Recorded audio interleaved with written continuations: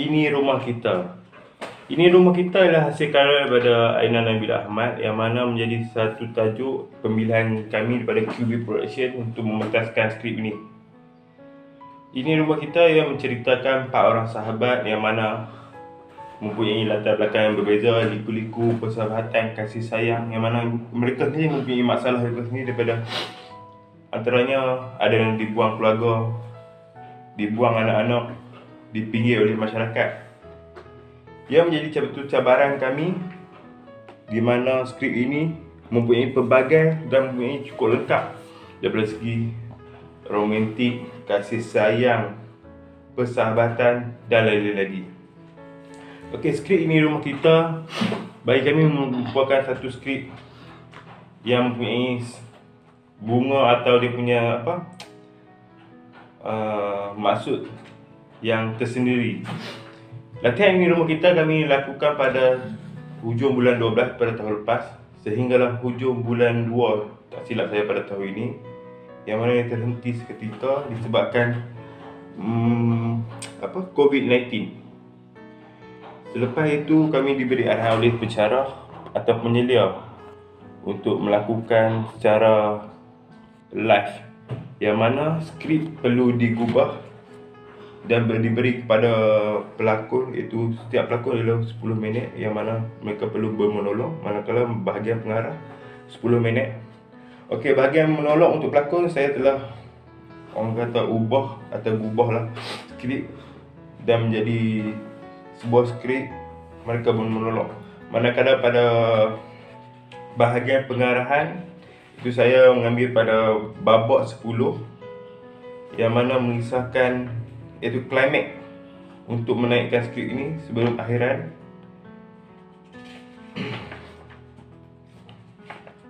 Skrip ini rumah kita sepanjang COVID-19 kami telah mengadakan latihan secara live, boleh dikatakan seminggu 5-6 kali lah, daripada pagi, mungkin pagi, petang, mengikut masalah sebab untuk atur jadual pelakon dengan mereka punya kehidupan mereka apabila berada di rumah. Jadi sukar bagi saya mengarah sendiri bahagian sino untuk atur mereka punya daripada segi prop, set, kostum dan masa mereka yang paling penting, masa. Bagi saya adanya terjadinya benda ni itu cabaran kepada kami semua, bukan termasuk saya, grup ini rumah kita dan rakan-rakan lain, termasuk rakan-rakan lain. Jadi cabaran ujian kami. Kami harap ujian ini kami mampu sahut dan harungi dengan reda, dan itu merupakan ketentuan Allah. Dengan apa yang terjadinya COVID-19 ini dan apa yang diarahkan oleh pensyarah, kami dapat lakukan dengan sebaik mungkin. Dan saya berharap dengan masalah yang ada sekarang ni, kami dapat harungi dan bersama-sama melakukan dan membuat dengan sehabis mungkin. Ini rumah kita 2020. Sekian, terima kasih.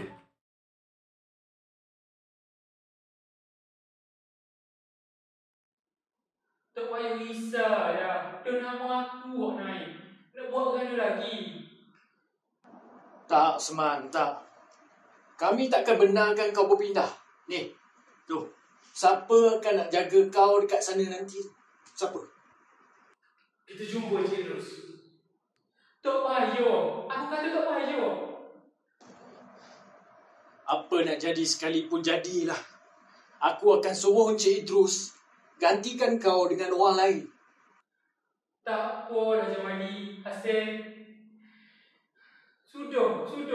Tak payah fikir lagi. Kita kena bersikap adil dengan orang lain. Tak, Seman, tak. Aku tak boleh terima keputusan ni, Seman. Tak boleh. Ni. Aku rasa Cik Idrus pun akan dengar cakap kita. Lagipun Seman ni tengah sakit-sakit. Aku sihat dah Asyik. Mu nak suruh aku berlari pun boleh. Lagipun aku kiki juga. Aku akan mati. Bukan macam tu Seman. Selagi ada jalan, kita usahakan. Kalau dah tak ada aku gitu, biar je lah. Tak payah gege-gege. Tak payah fikir.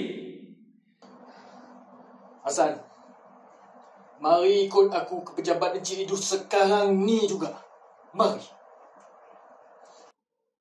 Jom. Jamali, Hasil, nanti dulu.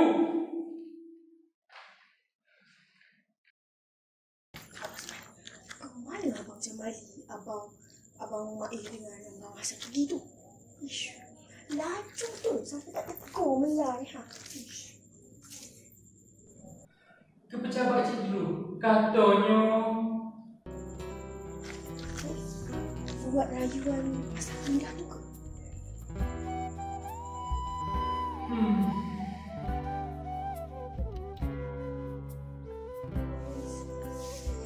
Takkan Abang semua nak pindah juga. nak buat raya lagi dah.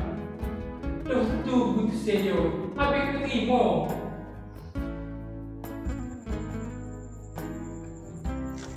Masih ada jalan Abang. Abang sendiri yang tak nak dipindahkan. Cari raya lagi. Nak jumpa menteri. Buat rayuan Abang.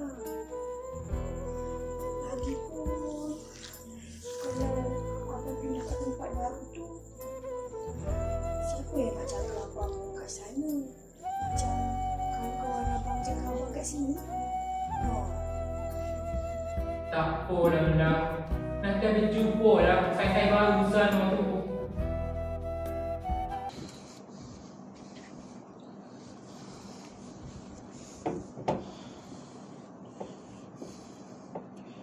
Macam mana apa?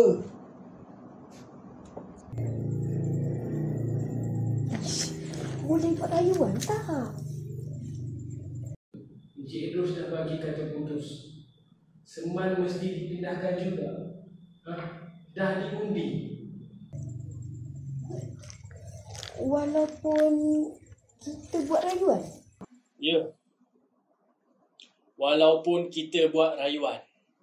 Sekarang ni cuma ada satu cara je. Cara? Macam mana?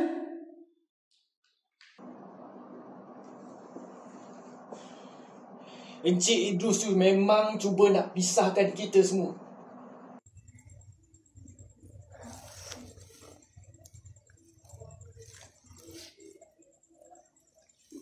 Maksud Abang Jamali? Korang dengar sini ya. Si Seman dalam keadaan tak berdaya macam ni pun kena berpindah. Apa Encik Idrus tak boleh fikir untuk gantikan si Seman ni dengan orang lain je? Memandangkan si Seman ni dalam keadaan tak berdaya macam ni. Cubalah korang fikir. Encik Idrus tu memang cuba nak pisahkan kita semua. Jamali, jangan salah langkah. Cuba bawa ke temik. Encik Idrus tu memang tak pisah dengan macam anak-anak kita. Aku benci Encik Idrus tu sama macam aku bencikan anak-anak aku.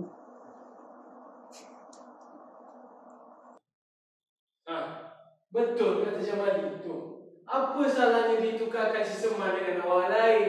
Lagipun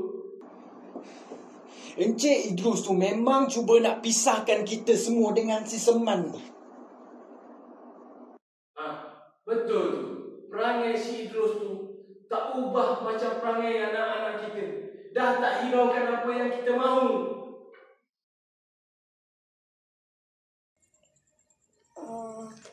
Abang Jamali, Abang Hasan, Abang Mail, Melah pergi dulu lah ya. Abang Seman, fikirkanlah pasal rayuan tu ya. Kesiankanlah dekat kawan-kawan baik Abang ni. Dekat Melah pun Abang kena kesiankan juga. Melah masuk dulu ya.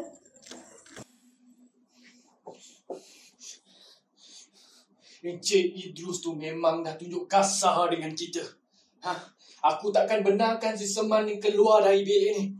Aku takkan benarkan si Seman ni keluar dari sini. Encik Idrus tu memang tak pernah memahami perasaan kita. Aku dah bosan.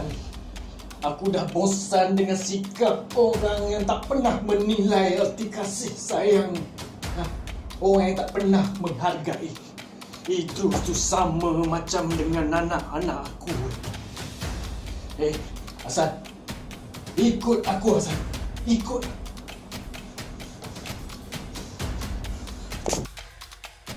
Demi aku, jangan buat gini. Kita semua tu bodoh. Bapa kita masih kosong itu. Ini pengaruh tu redo tu. Kalau mungkin demi aku, demi maruah aku gitu.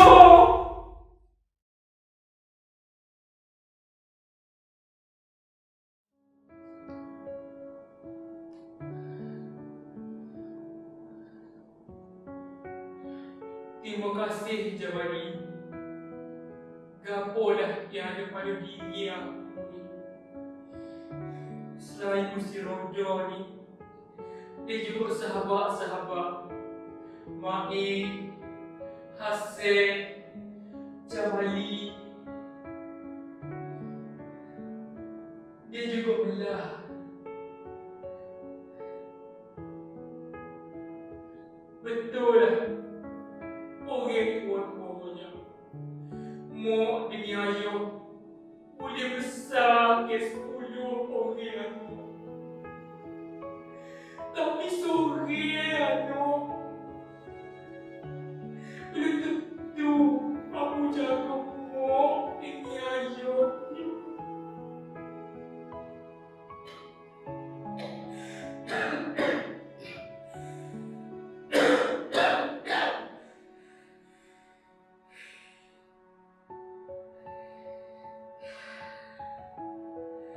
Lepas pada mimpi aku nikah, anak aku anggap aku ni suku bebek dia.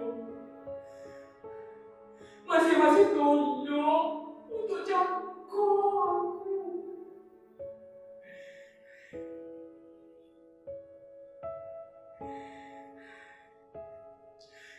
Sehingga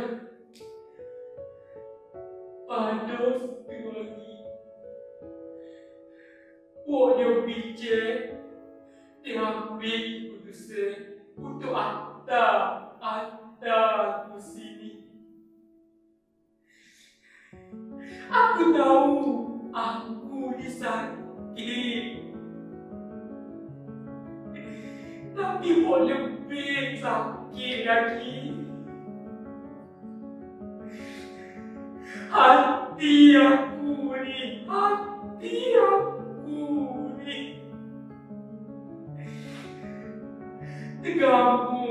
Tegamu anak-anak aku buat gini. Tegamu si Iyo sumpah aku harus bantu Tok jaga aku sakit. Tok jaga apa sakit bila.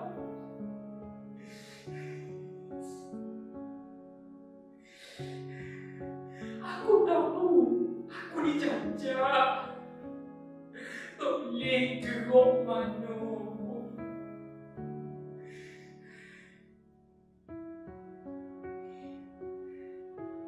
Tapi aku tak pernah nyesal tinggal sini. Aku dah cukup. Apa yang dah cukup, bagus benar. Aku dah cukup, bagus benar aku ni. Aku ada Ma'in, Hasan, Mung Jamali. Dia juga juga Mela. Kok sangat ambil berat masa diri aku ni. Aku berdoa, biarlah aku boleh hidup je. Sekurang-kurangnya aku tak nyusup lagi. Biarlah pergi. Mela, biarlah pergi. Aku memang layak untuk diri. Aku banyak sangat nyusup untukmu. Hampir banyak sangat nyusup kau Mela. Di semua orang di sini. Tolonglah. Biarlah pergi. Aku memang layak untuk pergi.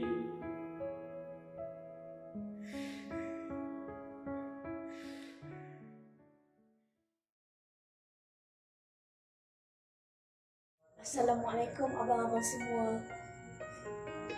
Di kesempatan ini, Mela ada nak ucapkan sesuatu yang terbuku dalam hati Mela selama ini.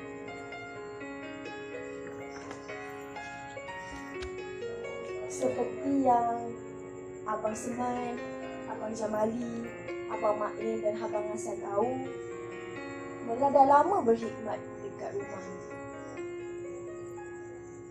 untuk menjaga kebajikan abang-abang semua. Mela ikhlas dalam menjalankan tanggungjawab ni. Bagi Mela, di sini sajalah untuk Mela merasa bahagia dan melepaskan segala lelah serta menjalankan kehidupan sebagai seorang wanita yang kurang bernasib baik dalam berhubungan.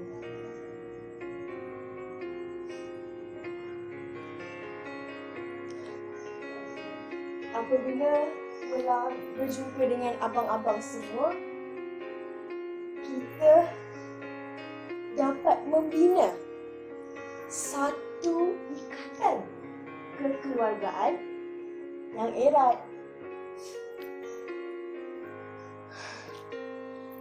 Kalau boleh, Mela tak mahu ada antara kita yang terpisah.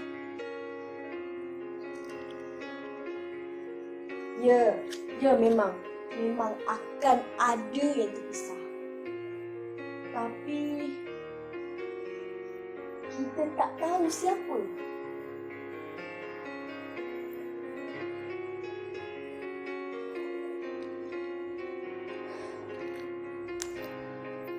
Mela nak minta maaf jika ada kesilapan, kekurangan dan sikap melampau Mela yang menggores hati abang-abang semua.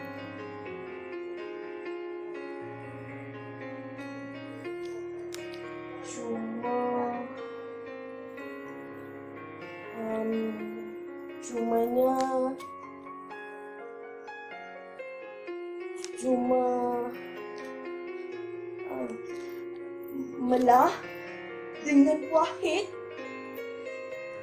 tak ada apa-apa hubungan pun. Tapi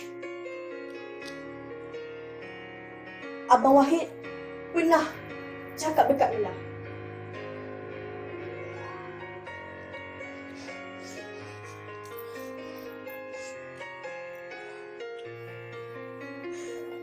apa kurangnya aku berbanding Seman tu Mela.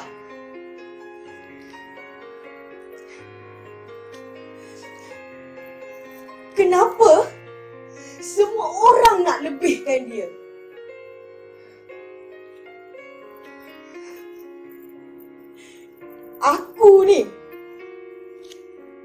Aku ni dah lama Apa sukakan kau lah?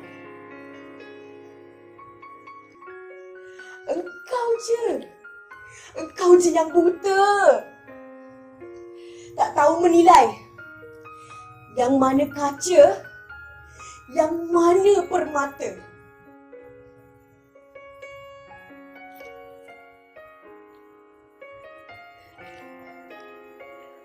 Mana janji kita menang? Mana?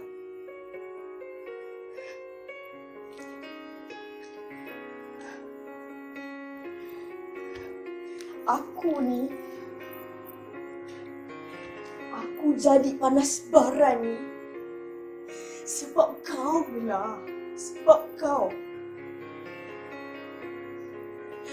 Padahal aku ni seorang gentleman. And my heart is full of love.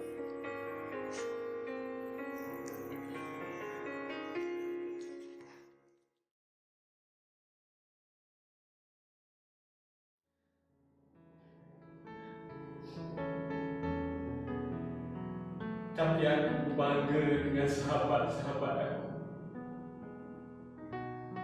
Sahabat-sahabat aku yang dah aku anggap macam saudara dunia akhirat aku. Mael, Jamali, Seman, dan Lah.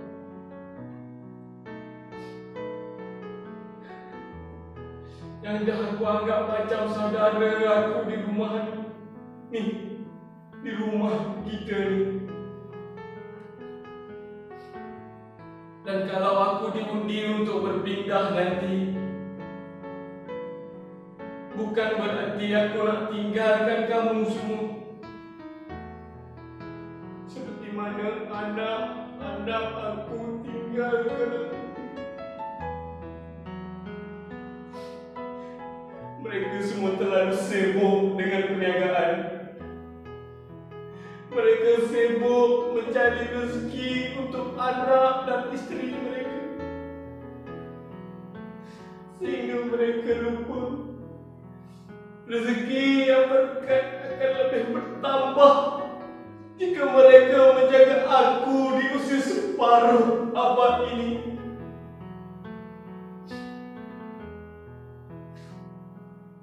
Betul. Layanan yang aku dapat di sini tak sama seperti layanan yang diberikan oleh anak-anak aku. Hakim, Hafiz, dan Hashim. Mereka adalah ketua keluarga yang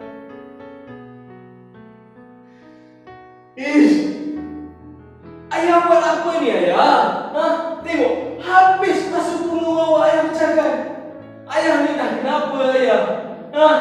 Tengok, habis masuk bunga. Ni nanti kalau awak nampak ni ayah, mesti dia marah lah ayah.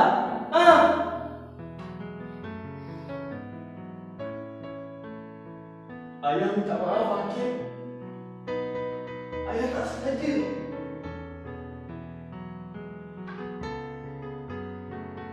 Ya Allah ayah, ni dah kenapa dengan lantai rumah saya ni ayah? Ayah nak cat lantai ke apa ni ayah? Ni. Ya Allah, bukan 1, 5 masuk keluar awak ayah pecahkan. Ayah ni dah kenapa? Ayah dah nyanyuk ke ayah? Ni, tengok habis kusepah. Ni kalau Wawan nampak ni ayah, mesti dia marah lah ayah. Macam mana saya nak jawab dengan Wawan nanti ayah? Allahu Akbar ayah.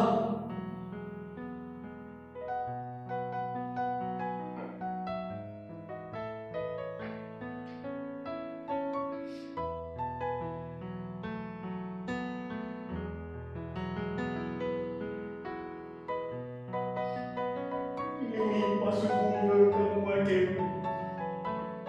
Ini masuk bunga yang kau agung-agungkan.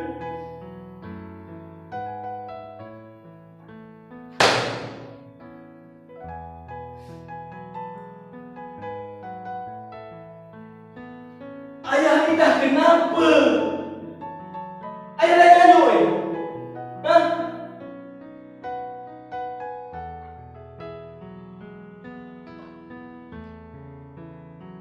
Iya lagi.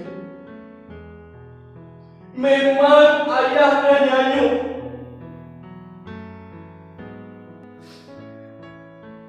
Selama ni ayah diam saja, Kim. Ayah diam saja. Kamu dengan Wawan tengking ayah. Marah ayah. Macam ayah ni tak ada perasaan, Hakim. Bukan ayah tak tahu. Kamu dah berbincang untuk letak ayah di rumah orang tua kan?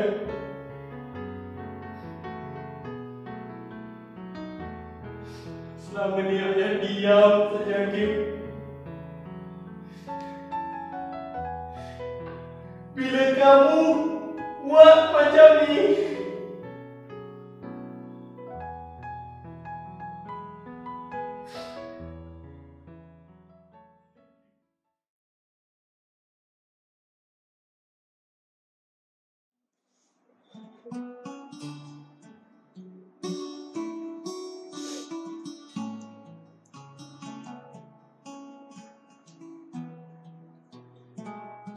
Terima kasih. Terima kasih. Terima kasih, Hasan.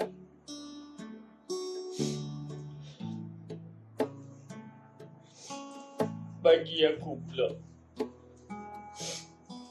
aku dah lebih 15 tahun lagi tak jumpa dengan anak-anak aku.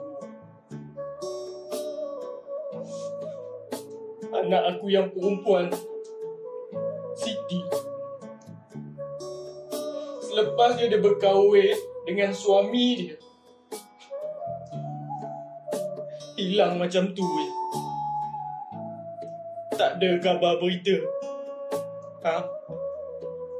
Entah bahagia ke, entah tidak ke, aku pun tak tahulah. Anak aku yang lelaki pula, adik.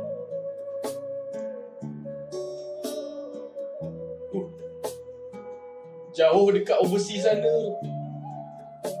Sekali pun tak pernah datang balik jumpa dengan aku. Walaupun duit tiap-tiap bulan aku hantar. Macam ni dia buat dekat ayah dia. Aku ni ayah dia. Tak kenal jasa punya anak. Aku teringatkan pesanan arwah isteri aku dahulu.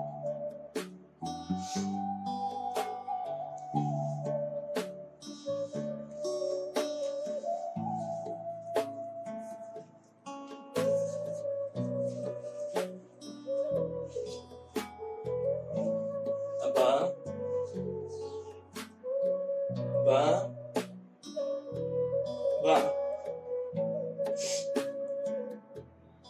Tinggal kita berdua je dalam rumah ni, abang.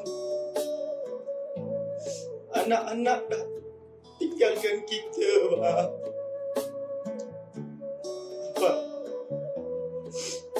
Abang janji dengan Saleha. Abang janji jaga rumah ni baik-baik, bang. Walau apa pun yang terjadi, abang tolong jaga rumah kita ni, abang.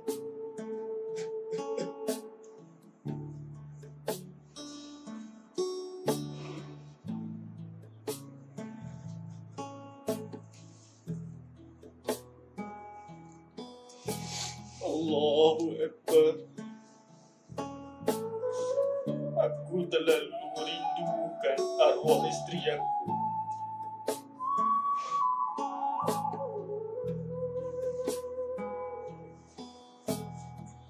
Kalau akulah yang terpilih untuk keluar dari rumah ni, aku rela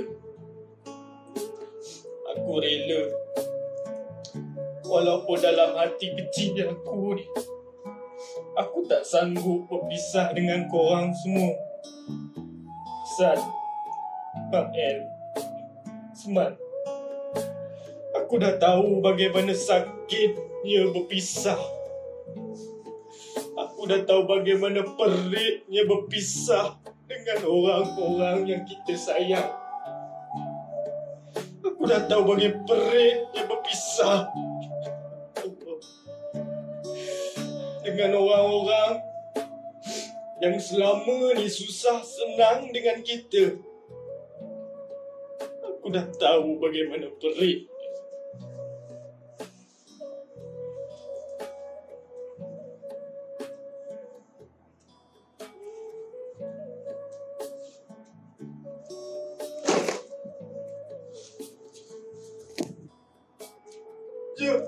Jamali.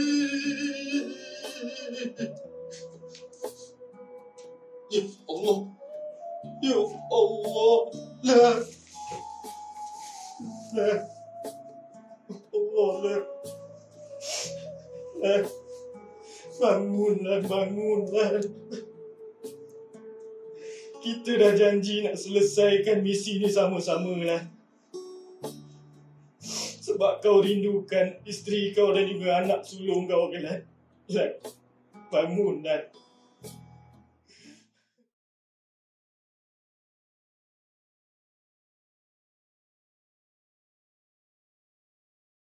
Rumah kita. Saya sebagai scenografer dalam teater ini akan menceritakan tentang elemen-elemen yang terdapat dalam ini rumah kita. Okey, cerita elemen yang terdapat saya akan bahaskan dalam video ini adalah daripada segi set, lighting, prop, music dan juga kostum.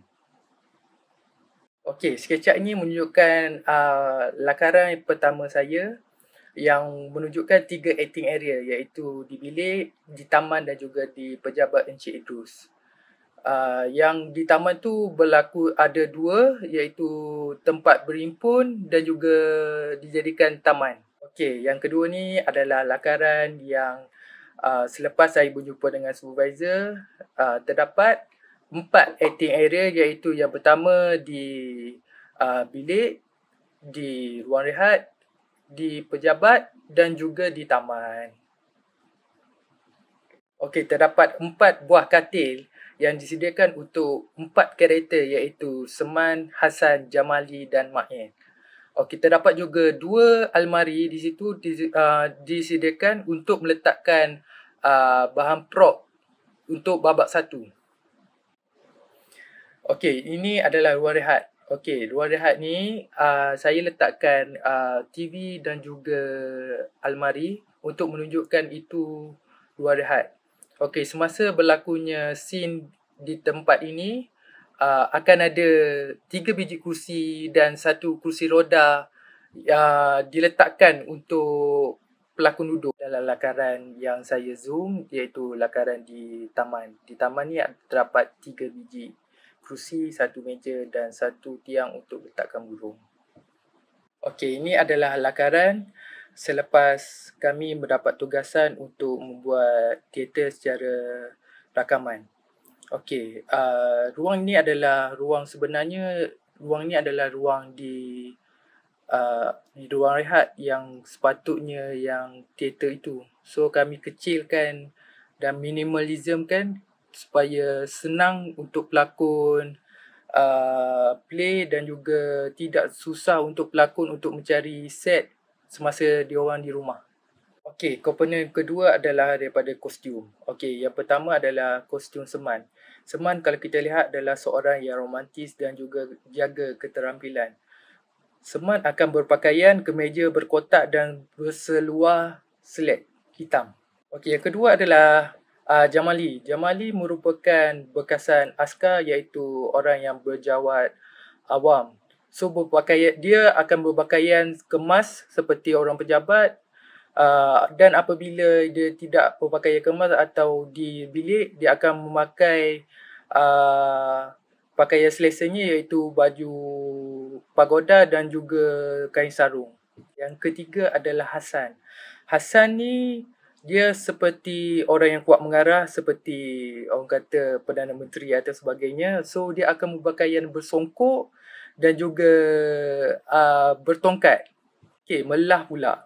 Melah dia berpakaian baju kurung yang ala-ala 20-an dan juga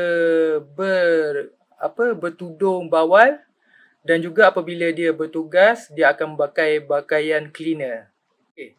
Prop yang digunakan dalam penggambaran ini tidak terlalu banyak. Okey, yang pertama adalah kursi roda yang digunakan oleh Seman. Yang kedua adalah kopiah. Kopiah ini digunakan oleh watak Hassan sebagai simbol untuk mendadah meraih simpati daripada anak dia. Okey, yang ketiga adalah Kain Sarung. Kain Sarung yang disimbolkan oleh Jamali sebagai kawan dia dan juga digunakan untuk sebagai simbol kepada isteri dia. Okay, lighting dalam teater ini rumah kita adalah wash dan juga spot. Tiada lampu special effect atau sebagainya. Tapi dalam shooting saya membuat 3 sumber cahaya, iaitu 2 di depan sebagai face light dan juga cahaya yang di belakang tingkap tu berfungsi sebagai moonlight. Moonlight ni saya dapati bahawa kalau kita pakai lampu ini menunjukkan unsur-unsur romantis dan juga unsur kerinduan yang mendalam untuk menaikkan mood pelakon. Ini adalah gambar untuk menunjukkan teknik untuk melihatkan pelakon agar lebih tua melalui lukisan kedut yang berada di muka pelakon. Okey, itu saja daripada saya. Sekian. Assalamualaikum. Ini rumah kita.